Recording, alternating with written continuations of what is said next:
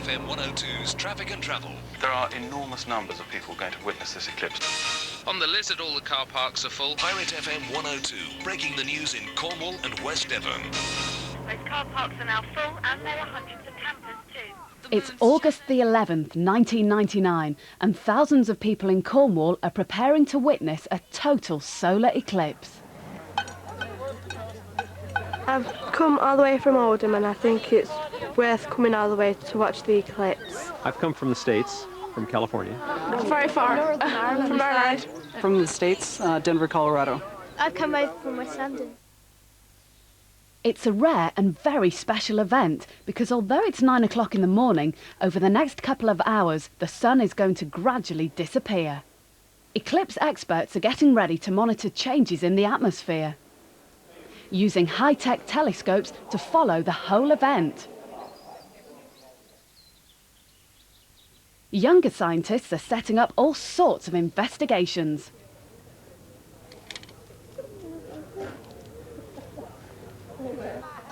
Others are just here for the view. Because it's too dangerous to look at the sun directly, spectators are wearing glasses with specially designed filters. It's getting darker. I know, it's horrible.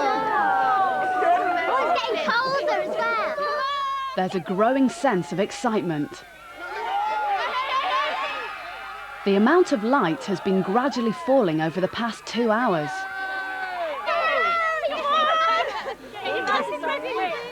Then suddenly the crowd is plunged into a spooky darkness. A gap in the clouds breaks just in time to see the sun. It looks as if it's disappearing. So why is it so dark? What's happened to the sun?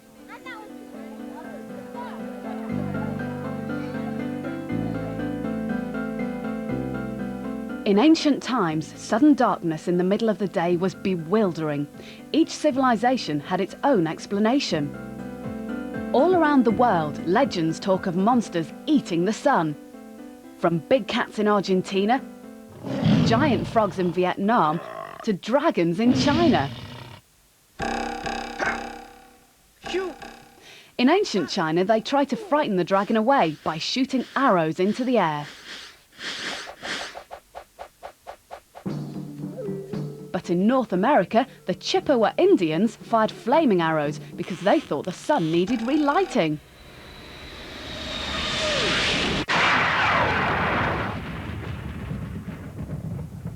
In ancient Europe, two tribes had been fighting for 5 years.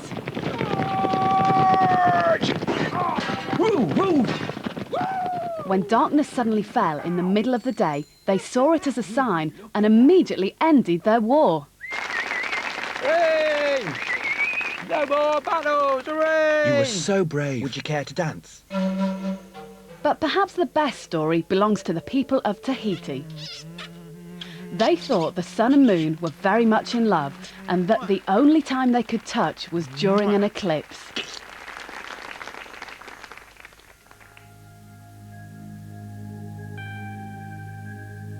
So what's actually happening? The reason to be disappearing is because the moon is passing in front of it. The moon gradually stops the sun's light from reaching Earth. In a total eclipse, the moon blocks out the sun completely. It's a perfect fit.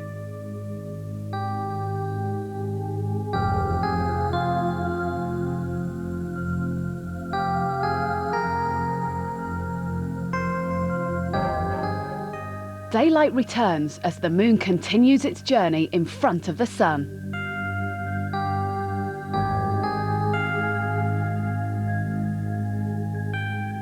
It was really good. It was scary. Oh, I thought it was great.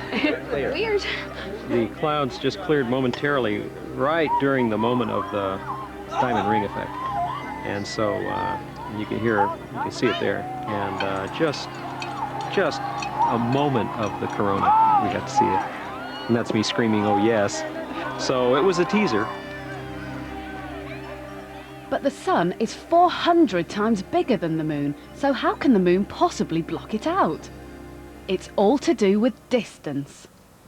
This bead is our model moon. This is our model sun. To show how something this small can cover up something this big, we need a wide open space. Carl is the Earth. He holds the moon 25 centimetres away from his eye. So how far away do Shania and Alicia need to hold the sun for it to be the same size as the moon? 20 metres! No! 50 metres! No! 100 metres! Yes! Because the sun is 400 times bigger than the moon, Shania and Alicia need to hold it 400 times further away. At this distance, the moon and sun appear to be exactly the same size. The moon can completely cover up the distant sun. A total eclipse is an amazing coincidence. Despite the differences in their size, the moon and sun are just the right distance apart. The sun is 150 million kilometres away from the Earth. The moon orbits the Earth once a month. For a total eclipse to happen, the Earth, moon and sun need to line up exactly. In this position, the moon blocks out some of the sun's light, so a shadow falls on our planet. This is because light always travels in straight lines and it can't pass through the moon.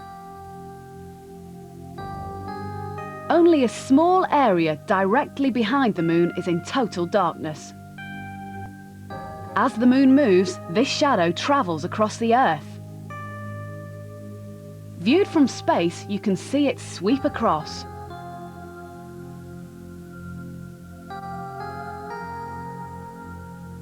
So, where do you need to stand to experience total darkness?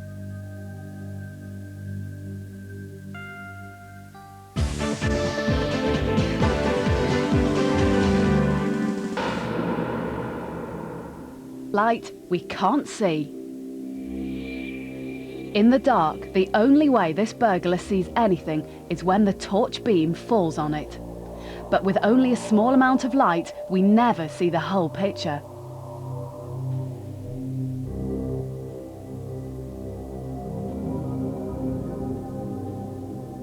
Switch more lights on, and what we thought was a cosy living room is in fact a furniture showroom.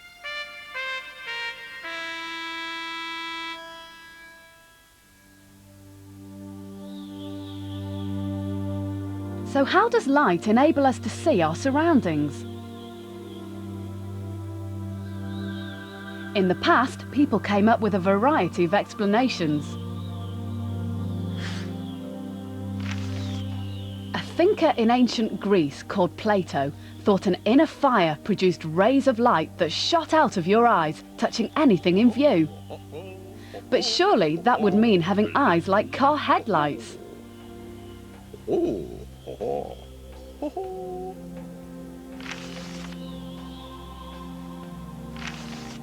Others thought we could see because rays of light hit our eyes first and then bounced off onto objects in view.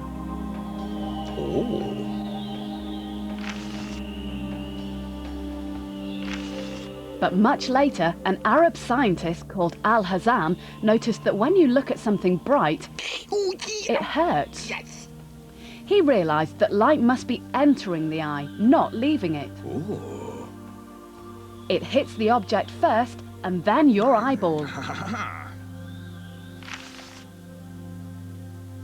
The torch enables our burglar to see anything that light falls on. Light travels from the bulb. Some of it hits the object and reflects off into the burglar's eye. Once light reaches the eyes, signals are sent to the brain. The brain interprets this information and the object becomes visible. All this takes just a split second. Some objects and surfaces can reflect light better than others. What materials are best at reflecting light?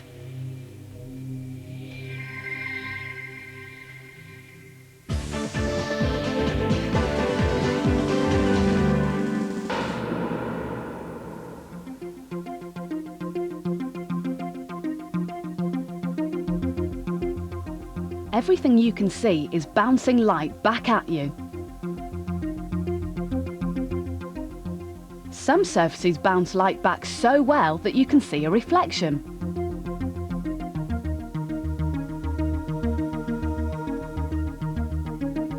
Smooth surfaces like glass, polished metal, and a pool of still water are all good reflectors. Perhaps the best reflector of all is a mirror. Using a mirror, a dancer and a television camera, we can investigate how light is reflected. Positioned here, the camera can't see the dancer's reflection, but look what happens as the camera moves.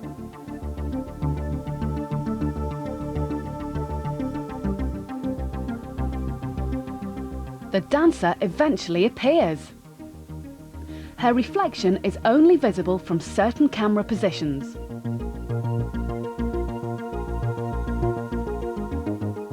Now you see her, now you don't.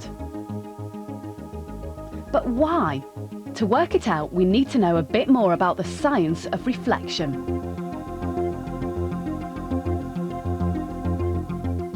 First, you need a narrow beam of light. Place a mirror in its path and the light changes direction. It's reflected.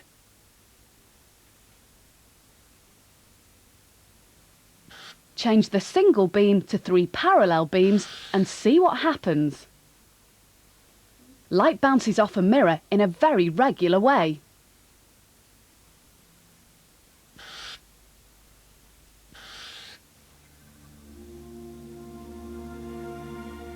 The ray of light approaching the mirror is called the incident ray.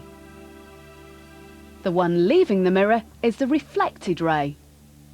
Imagine drawing a line at right angles to the mirror where the beam strikes it.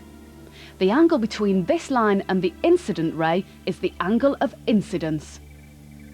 The angle between this line and the reflected ray is the angle of reflection. So, what happens when the beam is moved?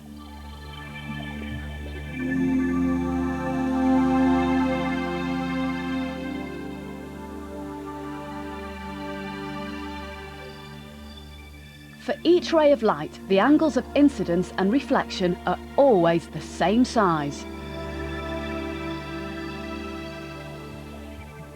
Light doesn't bounce off the mirror at just any old angle, which is why the dancer's reflection isn't always visible.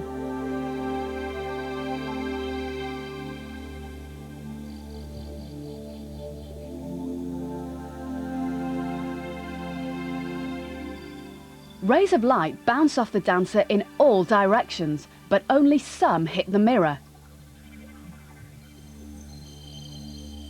Any light hitting the mirror reflects at a certain angle. Stand in this area and the light bouncing off the mirror enters the camera. Stand outside this area and none of the light from the dancer is reflecting towards it. To make the dancer visible, the camera has to move.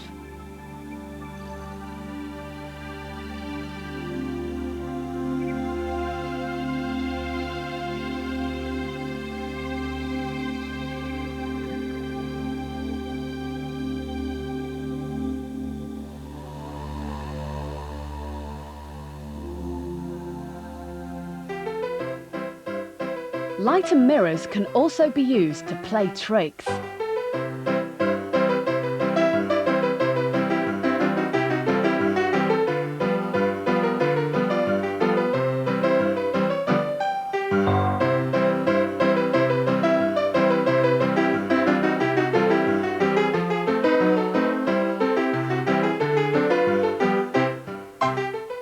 If we promise there's no camera trickery, how can so many objects be pulled out of the box?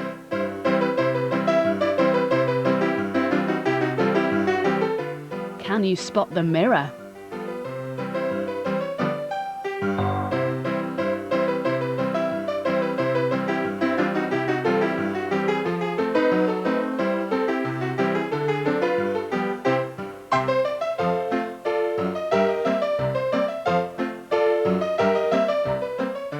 An And how can a bodiless head appear on the table?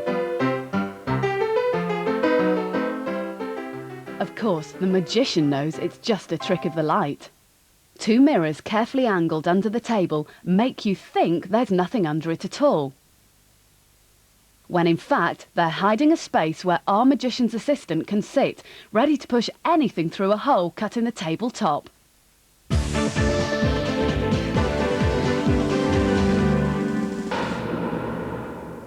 Light has been used for centuries to send coded messages. But relying on light travelling through air has its problems. Obstacles get in the way. And if it's foggy, the light doesn't travel very far.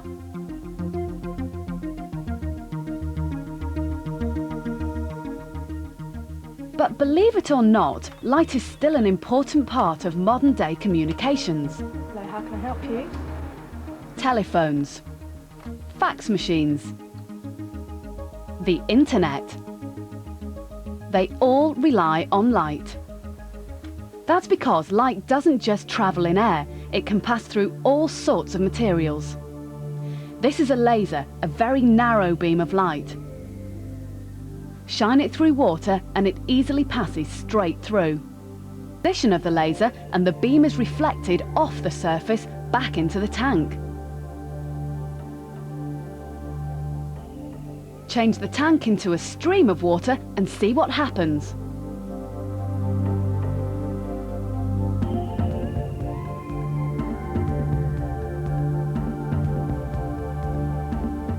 The light travels through the curved path of the stream.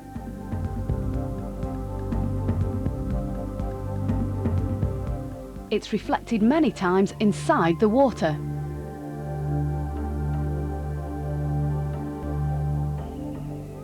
The same thing happens in a curved piece of glass.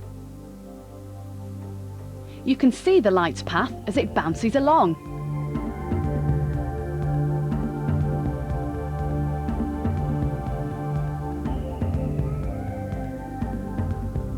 The thin glass fibres of this lamp work on the same principle.